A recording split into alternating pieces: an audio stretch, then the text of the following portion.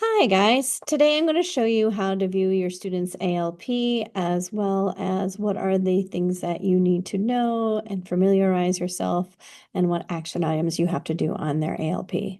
So to view their ALP, you're going to go to your Google Drive and then click on Shared with Me.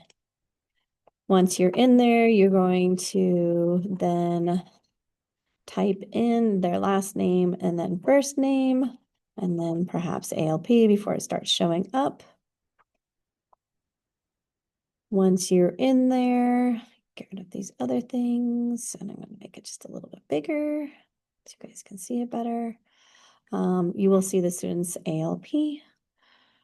In there, you're going to see their academic goal. So students every year will choose what subject comes easier to them or that they enjoy. You can find what they have chosen to focus on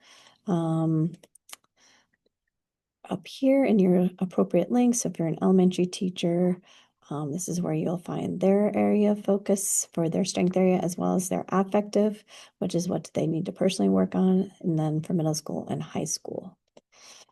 Once you're in there, you're going to be able to see what they chose to focus on.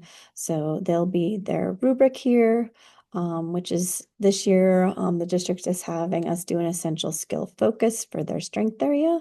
So the students chose the one that was most applicable. Embedded in here is their rubric, which then they self-scored themselves or with help depending on what grade level. And then we created some action steps for that area. Those are good to review. There are lots of great resources in here that you can utilize to not just for your GT students, but for all of your students. The essential skills came from the district overarching 21st century skills. So that's where they came from. But yeah, their link for their affect or their academic area focus is in that first sentence in the green area. The gray area is what you will be working. So based on what subject they said they wanted to work on. So for this particular student, Mr. Clay Crosby, who is a fourth grader, said that they want to focus on math and keeping focused.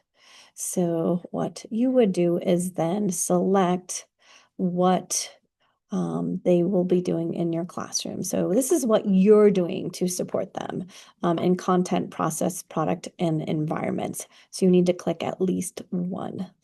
That is the only thing you have to do on this document at this time. These are things that I am working on with the students, just so you know what we're working on. And these are things that the students are doing with me. These are the check-ins that we'll be doing later on. But if you want to jump to the next area, which is their affective, you would go to the top and scroll. Basically, my affective goal should be on page 4. And again, I have embedded into their affective goal, their rubric that they have done. And you can click on that and view what is it that they're working on in that essential skill.